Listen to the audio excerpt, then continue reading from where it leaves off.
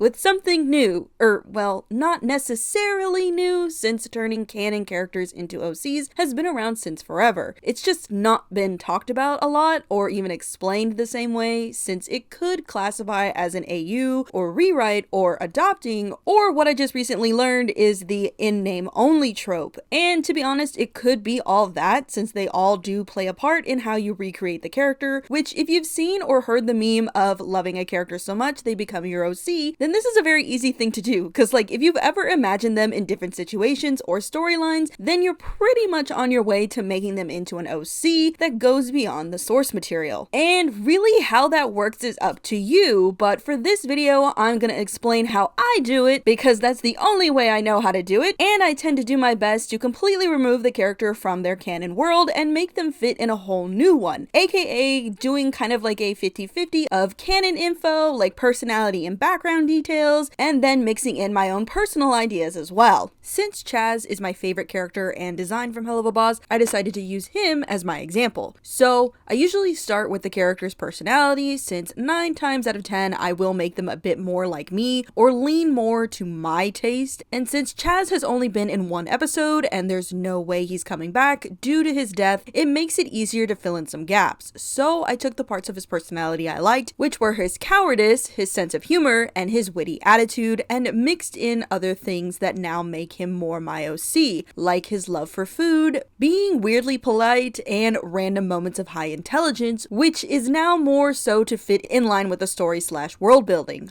Obviously, you can keep a character's full personality, but if you plan to move them out of their original setting, I think it's a must. The changing of a character's personality is relatively simple. A lot of people tend to do it regardless of if the character is being moved from a different setting or not, because we all tend to do this to our OCs. We all tend to sprinkle a little bit of ourselves into them, so it's perfectly fine if you choose to add different parts of the personality, whether they move or not. However, for me personally, when I move a character out of their original setting, I do feel the need to change bits and pieces of their personality to fit within their background info. Because now Chaz's background info is that he is no longer in hell, which now leads to his background info. Since Chaz is no longer in hell, that means his background as a lone shark demon and being from the Greed Ring no longer exists, as he is now an alien shark man from the underwater planet named Leviathan, though there are still biblical bits in this world since the ruler of the planet is kind of Leviathan, like there's undertones, but that's for later. So because of that, I need to basically give him a whole new background, kinda, as I did keep some stuff but just reworked it, like him being a part of the mafia. And while we don't know what his role was per se, I decided to make him an unlicensed cargo ship dealer, aka the I bought this off a truck guy. The rest is pretty much all me, because again, Chaz was only in 1 episode and we didn't really get much, but if you've seen my Chaz is Alive AU, where he is still alive and on the run/in hiding, which I think works for this new story for him, as I've made it to where the ship he pilots constantly goes from planet to planet collecting goods for months at a time. So it's a good gig for a guy hiding out. Why he's hiding out is still kind of up for debate. Also, the ship is stolen from the Sloth planet, since Leviathan is banned/cut off from trading and communication with other planets. So what Chaz is doing is highly illegal, though thankfully he can rely on the other criminals on the other planets to help out with getting the stuff he needs. Other stuff I added to Chaz's background is he's now an orphan and grew up around crime, but wasn't good at it and mainly worked at the restaurants of crime lords. He's kinda Sanji coded in that way.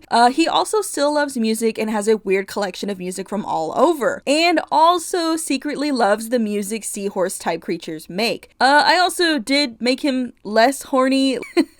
Like, don't get me wrong, he still flirts because he knows he's attractive, but he mostly uses it to get information and because he enjoys it. He will stop if you say so and back off if you're not interested, so a little bit more different than our OG Chaz. Also, Chaz is from the Twilight Zone. No, not that one. Since their planet is mainly water with a few land-like locations, and Chaz is now a tiger shark type alien, he grew up in darker waters and tends to get distracted by shiny things and is also a reason why he's so pale, which leads into his design. So for the design, obviously I can't just keep the original. That's a quick ticket to copyright jail, and while usually when I make canon characters into OCs, I go a little further with making them as different from the OG as possible, but since I'm using Chaz as an example, I figured the OG still bleeding through was fine enough. But anyway, now that Chaz is a tiger shark / more alien type, I decided to go a little bit harder on the anatomy and include extra details. Like I said before, Chaz is now a tiger shark, but I also decided to add feline features like his ears and paw-like feet and dew claws. Also, yes, he has paw pads. The underwater landscape isn't like our own, so their bodies are more built for it. I mean, they're humanoid fish people, so yeah. Anyway though, Chaz now has a fin on the back of his head. In fact, all the shark types do. It's the one way to tell who's who down there. Fin design and placement is important within this universe. I also made Chaz's hair more tentacle based, as I've always kind of hated the human hair on sea type characters. Like, fish don't technically grow hairs, so yeah, I prefer more fin or tentacle like hair, or maybe even some seaweed. That's a good compromise. So yeah, also I used my redesign's bangs and hair length, but the ponytail was a last minute add since the head fin was giving me issues. The rest of him is somewhat the same, though his nose shape is more angular and smaller, but the tail is roughly the same. I just filled in where the rest of his OG tail would have been, and then made his top fin similar to the rest of his fins, and added lower tail fins mainly to help with moving around better, since if left unchecked, Chaz and many of the other shark people will just swim forever in a straight line. And this is also why he now has pelvic fins and upper arm fins.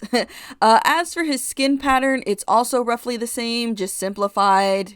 Kinda. Instead of his lighter pattern being only from his nose down, I widened it up to his eyebrows and most of his face. And I also made the light part under his tail stop around the middle of it. I did keep the darker leg and arm patterns, but instead of making the fingers a different color, I just kept them the same dark color. The only extra patterns that I did were the tiger stripe markings. As for scars, I did want to keep them, but decided to move them around, and I used the scars from my redesign. So a scar on his nose, and his original X scar is now just a scar on his eye, while the X scar itself was kept and moved to his arm, and the larger scar on his chest has been remade into 3 long scars that he'll talk about in later episodes. As for teeth, while you can't see them, I went with white teeth and 1 gold fang, mainly to sell his more pirate-like look, which leads me to his fit. So the world this Chaz now lives in is very similar to like Treasure Planet, aka simple mid-century fashion with a bit of D&D styling and a mix of sci-fi elements, but since the planet has been cut off, a lot's been downgraded. Think kind of like Atlantis.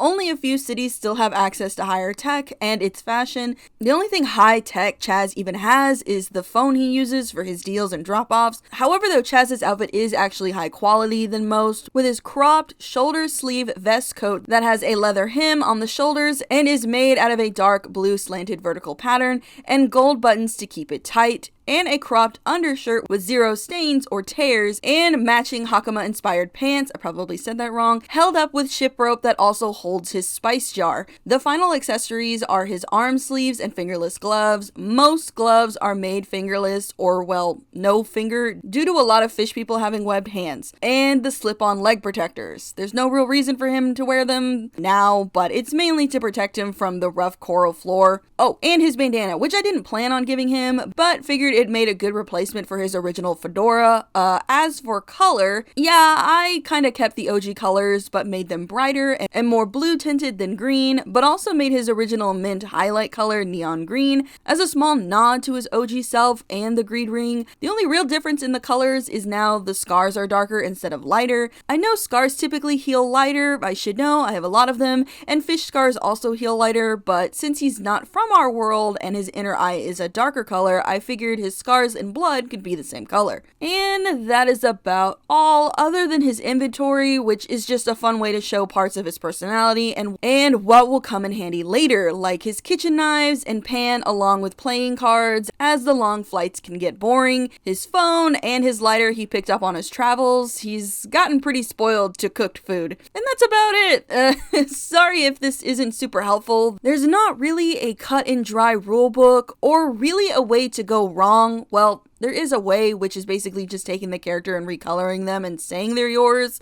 Like, we can all see it's not. But that's more for the art, because as you can see with Helluva Boss's Chaz and the new Chaz, they don't really hold any similarities other than art style, and even that's not as similar as it may seem. But yeah, as for personality-wise, yes, they are now officially different from each other. Yes, new Chaz still holds on to a few similarities to OG Chaz, but with the amount of new stuff that I've added to him, he's now officially his own thing. Other than his name, I have yet to figure out a new name for new Chaz, so for now, he's just new Chaz.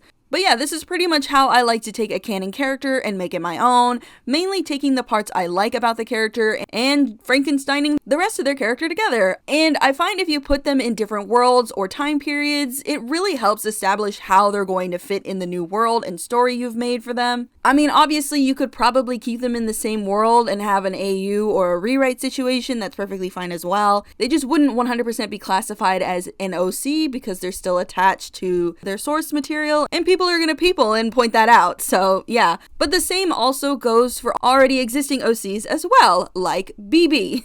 So obviously BB was originally a Sona, but OC and Sonas are often one and the same, or a blend of either, so it's not too off, but officially for this, she is now an OC, and like most OCs, they tend to never look like they originally did when you first made them, hence why BB is designed this way now. But to be fair, just like Chaz, BB is no longer a half-wrath MV citizen imp, so the aspects of her original design no longer work within this world. Other than the seahorse part, that part still does, along with her original background of being a scavenger and harvester. However, now in this world, that means that BB was, keyword was, a part of the royal court. More specifically, she and the others like her collected rare ingredients for the royal spells, but BB failed her last mission and, too afraid to go back, has been hiding in the swamplands doing small bounties and assassin gigs to get by. Her design kind of reflects that, as she's now in a split tunic all the way to her shoulders so her gills can breathe, with a black band to keep it down, and also holds her knife behind her back, along with a high neck crop tank top with matching long gloves and foot covers, and shorts as well. And similar to Chaz, wears a X-Cross ship rope belt with signal beads, which they're kind of like flares, but for underwater. Since BB is now based on a yellow seahorse, aka the hippocampus Cuda, her bright yellow coloring makes her stand out way too much, hence the black and green, and why she's so covered up now, and why she now has a small hood to help hide her bright blue fins. She's even learned to lay her tail fins down to camouflage more, since being out of the water it's harder to change colors like she's used to,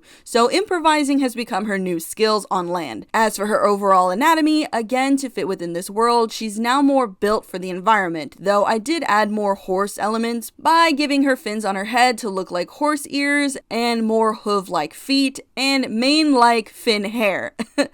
I mean, seahorses are called seahorses for a reason, but I did redo her snoot shape to be a bit longer and thinner, but I kept her original eyelash shape and body type, but made her forearms bigger to help her swim better, along with dorsal-like fins, as BB is still technically a mixed breed species, which works for her since her kind's fins tend to be thin and useless. Her tail's somewhat still the same, just the fins are less noticeable and the freckle pattern is gone now. And it's similar to Chaz's, so dark yellow on top, lighter yellow on bottom. Other than reshaping her neck to be more like a seahorse's, BB's pretty much the same personality-wise, though how she and Chaz meet has changed, which makes their relationship a bit different than we're all used to, so sorry about that. Also, she's not as kind-hearted as she originally was, but still roughly the same. Like, still kind of psychotic, still kind of flirtatious, and still kind of, like, all over the place. She's basically me, so me.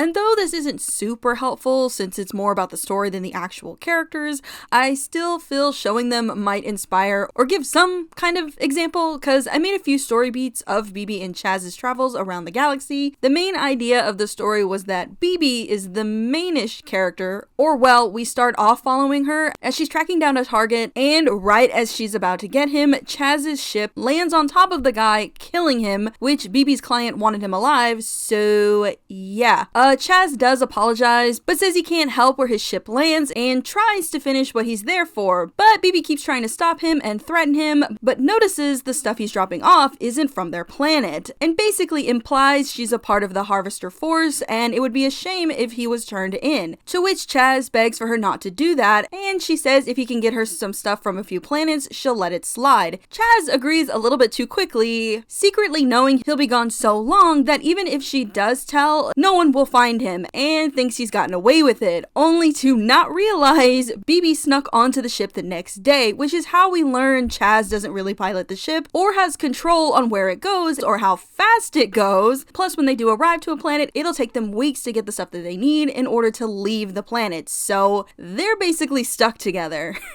So I drew this beat where BB figures out that she's now stuck on this ship with Chaz. The next scene is where they finally make it to the Lust planet, where BB has snuck away from the ship and the areas she's supposed to stay in to basically harvest parts she needs, only for her prey to be a bit faster than she thought and not used to chasing people with wings, and has to use some of her magic to kill them. Chaz does see this happen as he's trying to make sure they don't get caught, and this leads to them having a sit down where they talk about their paths to an extent, and where BB reveals she's been infused with abyss water, which is why her spells are so much stronger than they need to be. And then we learn what a harvester is as well, as BB then dissects the person she killed, storing some of their parts for later, hence why her inventory has a toolkit and severed octopus limb. The next two scenes are mainly for down the line and more for character growth and the hidden plot line. The first one is BB trapped in a cage on the Greed planet and Chaz trying to help her, since the ruler of that planet is a collector of rare and exotic creatures. And unfortunately, BB and Chaz being from a planet cut off from the world is a big rarity to see. This is also where Chaz falls for BB, and where we find out that Leviathan's missing jewel has been. The last scene is where BB and Chaz are trying to avoid an assassin who's after them on the Sloth planet. After hopping from place to place and having stolen back the gem, it wasn't gonna be long till someone noticed and sent someone out to deal with it. This is also where Chaz finds out what BB took, and a bit where they have a falling out but come back together, and where BB also falls for Chaz, though neither admit their feelings just yet. But anyway, that's all I got so far, except for the ending, but I'm not sure if I want to spoil it because I might do something with this. So for now, I'm gonna keep some stuff to myself.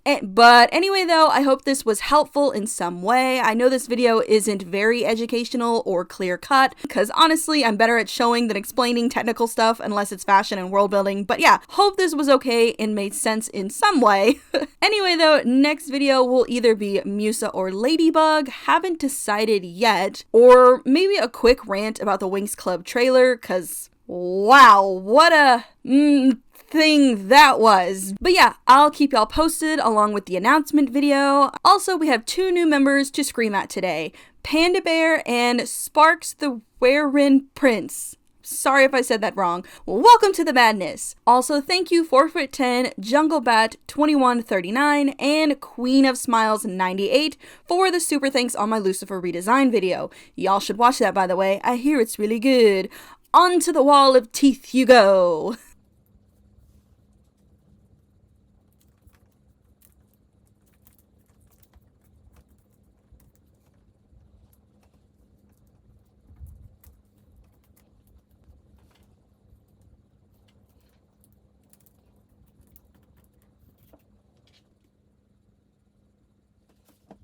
And thank you to the other members, you have my whole heart. I have a few fun things that I might post this week, I'm not entirely sure just yet. But anyway, also remember to like, comment, share, and subscribe. Follow me on my socials right here.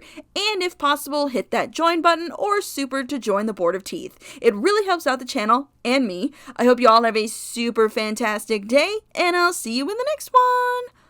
Bye!